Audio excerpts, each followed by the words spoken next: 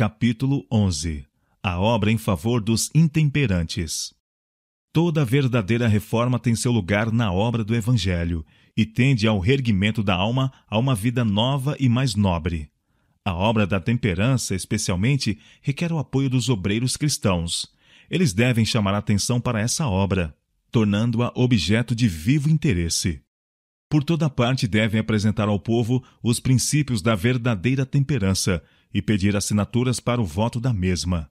Fervorosos esforços se devem fazer em favor dos que se acham escravizados aos maus hábitos. Há por toda parte uma obra a ser feita por aqueles que caíram devido à intemperança. Entre as igrejas, as instituições religiosas e lares supostamente cristãos, muitos jovens estão seguindo o caminho da ruína. Por hábitos de intemperança, trazem sobre si mesmos a enfermidade e, pela ganância de obter dinheiro para pecaminosas transigências, arruinam a saúde e o caráter. Alienados de Deus e rejeitados pela sociedade, essas pobres pessoas se sentem sem esperança tanto para esta vida como para outra, por vir. O coração dos pais fica quebrantado. As pessoas falam desses extraviados como casos sem esperança. Assim não os considera Deus. Ele compreende todas as circunstâncias que os têm tornado o que são e os contempla com piedade. Essa é uma classe que demanda auxílio. Nunca lhes deis ocasião de dizer: ninguém se importa comigo. Acha-se entre as vítimas da intemperança indivíduos de todas as classes e profissões, pessoas de elevada posição, de notáveis talentos, de grandes realizações, têm cedido aos apetites a ponto de se tornarem incapazes de resistir à tentação. Alguns que eram antes possuidores de fortuna encontram-se sem lar, sem amigos, em sofrimento e miséria, enfermidade e degradação. Perderam o domínio de si mesmos. A menos que uma mão ajudadora lhes seja estendida, hão de cair mais e mais baixo. Aliada a essa condescendência consigo mesmo, se acha não somente um pecado moral, mas uma doença física. Muitas vezes, ao ajudar os intemperantes, devemos, como Cristo fazia tão frequentemente, atender primeiro às suas condições físicas. Necessitam alimento e bebida saudáveis, não estimulantes, roupas limpas, oportunidade de manter o asseio físico. Necessitam ser rodeados de uma atmosfera de salutar e enobrecedora influência cristã. Deve-se prover em toda a cidade um lugar em que os escravos dos maus hábitos possam receber auxílio para quebrar as cadeias que os prendem. A bebida forte é considerada por muitos o único consolo na aflição. Mas não será preciso que seja assim, se em lugar de desempenhar o papel do sacerdote e do levita, os professos cristãos seguirem o exemplo do bom samaritano. Ao lidar com as vítimas da intemperança, cumpre-nos lembrar que não estamos tratando com pessoas de são juízo, mas com aqueles que, de momento, se acham sob o poder de um demônio. Sede pacientes e mansos. Não penseis na desagradável, repulsiva aparência, mas na preciosa vida para cuja redenção Cristo morreu. Ao despertar o bêbado para o sentimento de sua degradação, fazei quanto estiver ao vosso alcance para lhe mostrar que sois seu amigo. Não profirais uma palavra de censura ou de repugnância. É muito provável que a pobre pessoa se maldiga a si mesma. Ajudai-a a se erguer. Dirigi-lhe palavras que fortaleçam a fé. Procurai fortalecer todo bom traço em seu caráter. Ensinar-lhe a maneira de alcançar um nível mais elevado. Mostrar-lhe que é possível viver de modo a conquistar o respeito de seus semelhantes. Ajudai a ver o valor dos talentos que Deus lhe tem dado, mas que ela tem negligenciado desenvolver. Embora se haja a vontade depravado e enfraquecido, existe para ela esperança em Cristo. Esse lhe despertará no coração mais elevados impulsos e desejos mais santos. Animai-a a apoderar-se da esperança que se lhe apresenta no Evangelho. Abri a Bíblia ao tentado e lutador, lendo-lhes repetidamente as promessas de Deus. Essas promessas serão para ele como as folhas da árvore da vida. Continuai pacientemente em vossos esforços, até que, com reconhecida alegria, a trêmula mão se apegue à esperança da redenção em Cristo. Deveis apegar-vos firmemente àqueles a quem buscais ajudar, do contrário jamais obtereis a vitória. Eles serão continuamente tentados para o mal, serão repetidamente quase vencidos pelo intenso desejo da bebida forte. Aqui e ali poderão cair. Não cesseis, entretanto, por isso, os vossos esforços. Eles decidiram fazer um esforço para viverem para Cristo. Sua força de vontade, porém, acha-se enfraquecida e devem ser cuidadosamente guardados pelos que cuidam das almas como quem por elas tem de dar contas. Eles perderam sua varonilidade, que devem reconquistar. Muitos têm de lutar contra fortes tendências hereditárias para o mal.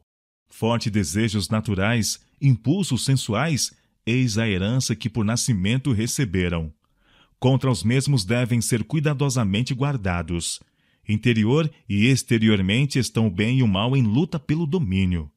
Os que nunca passaram por tais experiências não podem conhecer o quase avassalador poder do apetite ou o feroz conflito entre os hábitos de condescendência consigo mesmo e a decisão de ser temperante em todas as coisas. Essa batalha deve ser travada uma e muitas vezes. Muitos dos que são atraídos a Cristo não possuirão força moral para continuar a luta contra o apetite e a paixão. O obreiro não deve, no entanto, se desanimar por isso. São apenas os que foram salvos das maiores profundidades os que apostatam?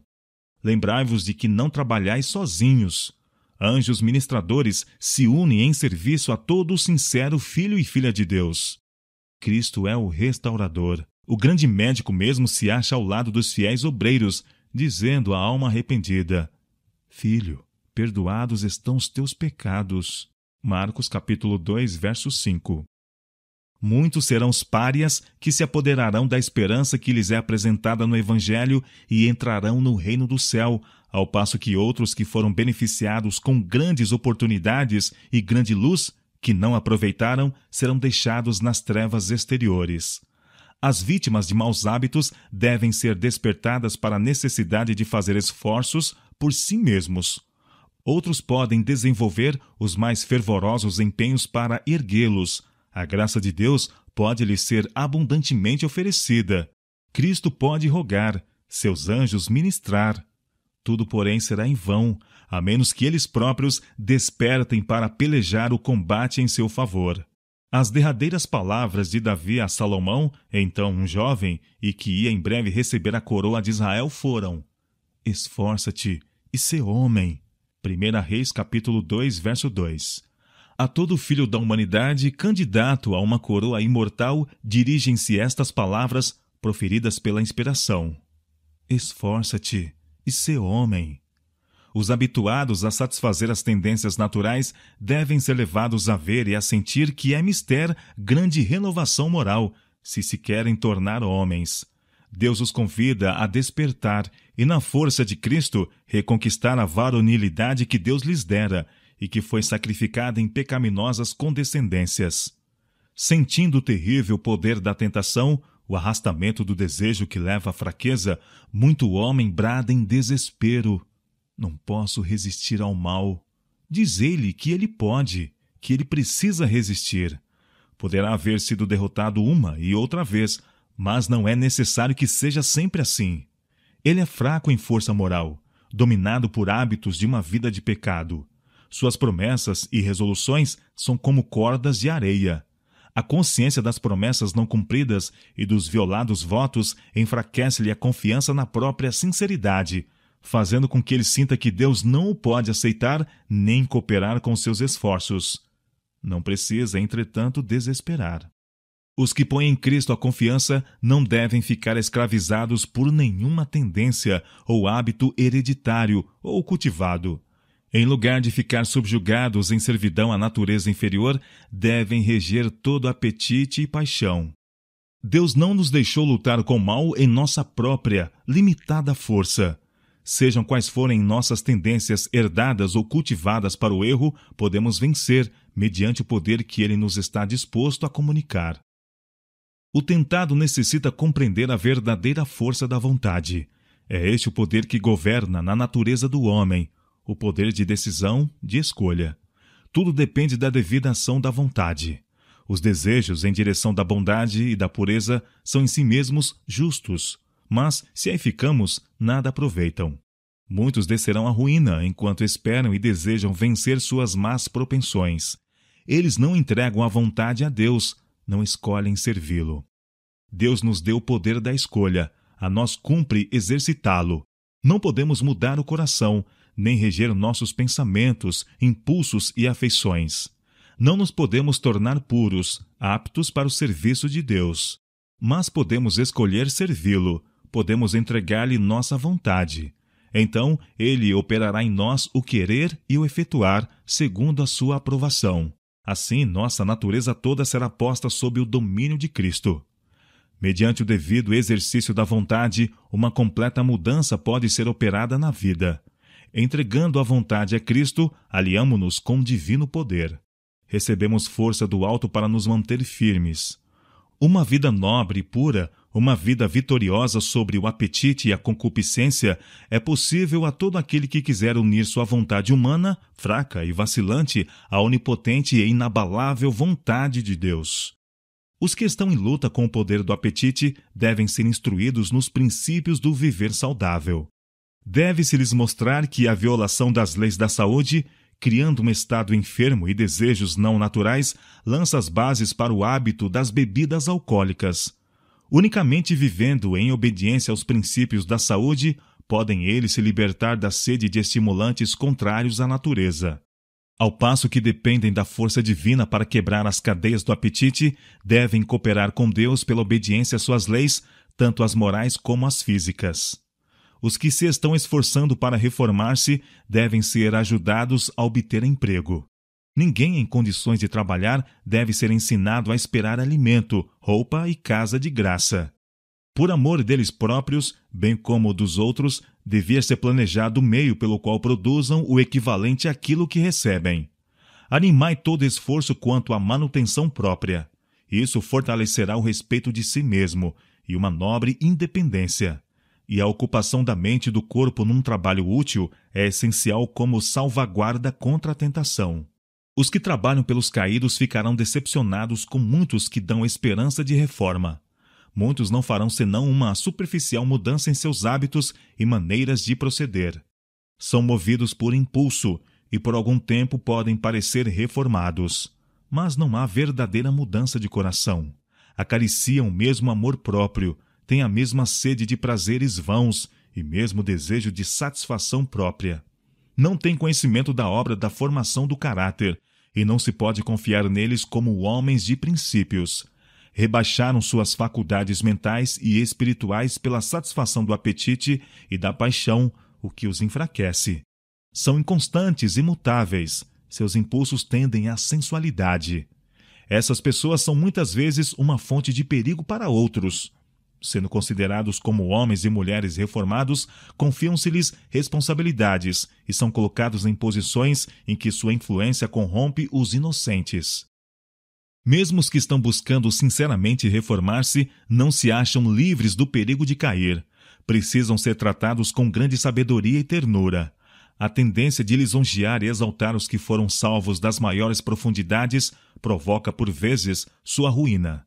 O costume de convidar homens e mulheres para relatar em público os incidentes de sua vida de pecado é cheio de perigos, tanto para o que fala como para os que escutam. Demorar o pensamento em cena de mal é corruptor para a mente e a alma. E o destaque em que se colocam os que são assim salvos é-lhes prejudicial.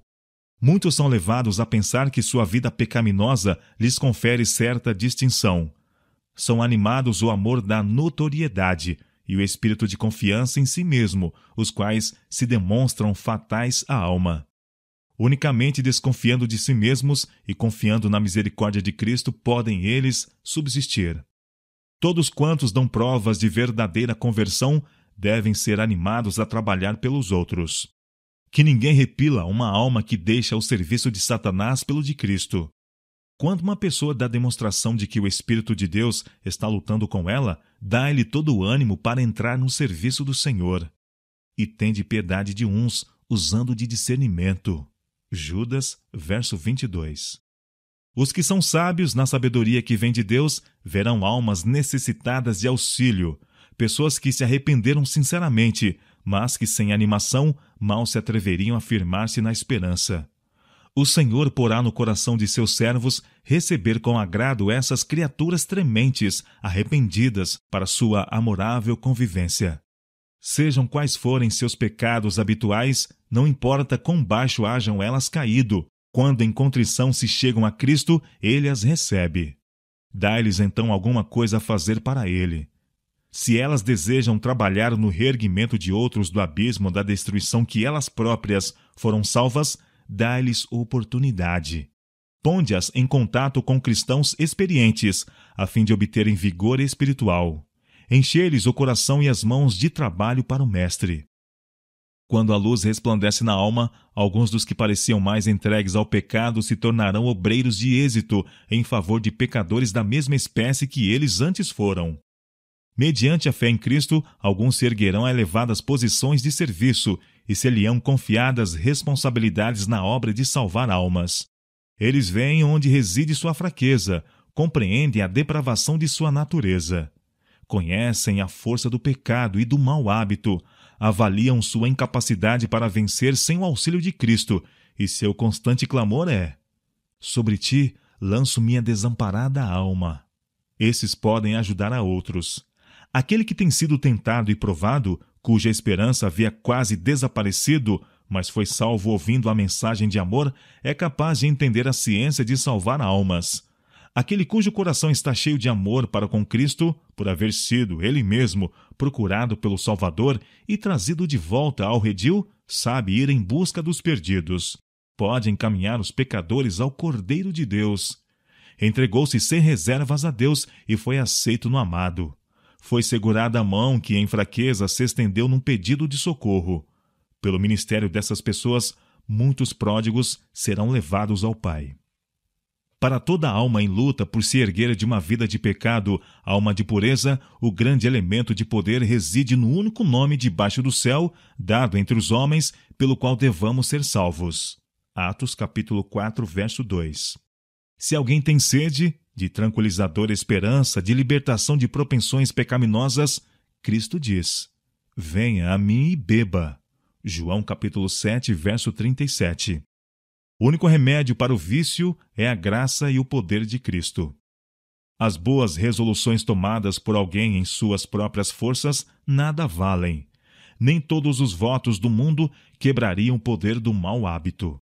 Homem algum nunca praticará temperança em todas as coisas enquanto o seu coração não estiver renovado pela graça divina. Não nos podemos guardar de pecar por um momento sequer. A cada instante dependemos de Deus. A verdadeira reforma começa com a purificação da alma. Nosso trabalho com os caídos só logrará real êxito à medida que a graça de Deus remodelar o caráter e a alma for posta em viva ligação com Deus. Cristo viveu uma vida de perfeita obediência à lei de Deus, deixando nisto um exemplo perfeito a toda criatura humana. A vida que ele viveu neste mundo devemos nós viver, mediante seu poder e sob as suas instruções. Em nossa obra pelos caídos, cumpre gravar na mente e no coração deles as exigências da lei de Deus e a necessidade de lealdade para com ele. Nunca deixeis de mostrar que existe assinalada diferença entre os que servem a Deus e os que o não servem.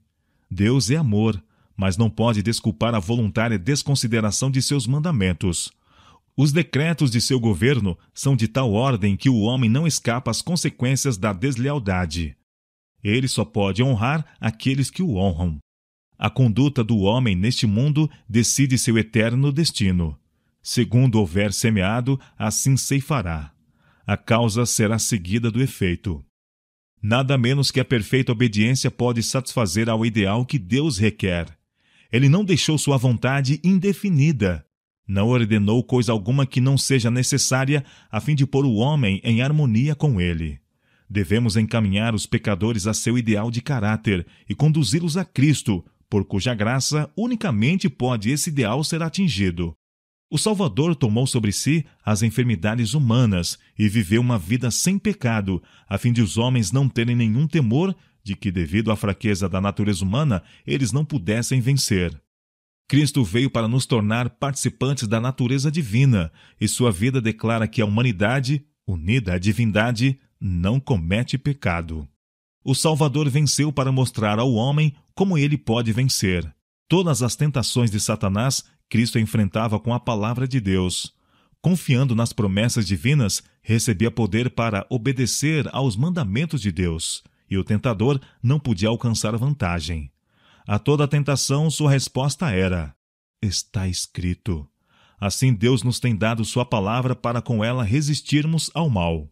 Pertencem-nos grandíssimas e preciosas promessas, a fim de que por elas fiquemos participantes da natureza divina, havendo escapado da corrupção que pela concupiscência há no mundo. 2 Pedro, capítulo 1, verso 4. Dizei ao tentado que não olhe às circunstâncias, à fraqueza do próprio eu, ou ao poder da tentação, mas ao poder da palavra de Deus. Toda a sua força nos pertence.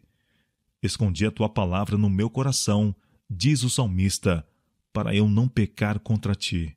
Salmo 119, verso 11. Pela palavra dos teus lábios me guardei das veredas do destruidor. Salmo 17, verso 4. Falai ao povo de maneira a incutir ânimo, erguei-os a Deus em oração. Muitos dos que têm sido vencidos pela tentação são humilhados por seus fracassos e sentem ser vão buscar aproximar-se de Deus. Mas esse pensamento é sugestão do inimigo. Quando pecaram e sentem que não podem orar, diz eles que é então o momento de orar. Talvez se encontrem envergonhados e profundamente humilhados. Ao confessarem, porém, os seus pecados, aquele que é fiel e justo lhos perdoará, purificando-os de toda injustiça. Coisa alguma é aparentemente mais desamparada e, na realidade, mais invencível do que a alma que sente o seu nada e confia inteiramente nos méritos do Salvador. Pela oração, pelo estudo de sua palavra, pela fé em sua constante presença, a mais fraca das criaturas humanas pode viver em contato com Cristo vivo, e ele a segurará com a mão que nunca soltará. Essas preciosas promessas, toda pessoa que permanece em Cristo pode tornar suas. Ela pode dizer: eu esperarei no Senhor, esperarei no Deus da minha salvação. O meu Deus me ouvirá. Ó inimiga minha, não te alegres a meu respeito. Ainda que eu tenha caído, levantar-me-ei. Se morar nas trevas, o Senhor será a minha luz. Tornará a apiedar-se de nós, subjugará as nossas iniquidades e lançará todos os nossos pecados nas profundezas do mar. Miqueias, capítulo 7, versos 7, 8 e 19. Deus tem prometido: farei que um homem seja mais precioso do que o ouro puro, e mais raro do que o ouro fino de Ofir. Isaías, capítulo 13, verso 12. Ainda que vos deiteis entre redis, sereis como as asas de uma pomba, cobertas de prata, com as suas penas de ouro amarelo. Salmo 68, verso 13. Aqueles a quem Cristo perdoou, mais o amarão. São estes os que no dia final mais perto se acharão de seu trono. E verão o seu rosto, e na sua testa estará o seu nome. Apocalipse, capítulo 22, verso 4.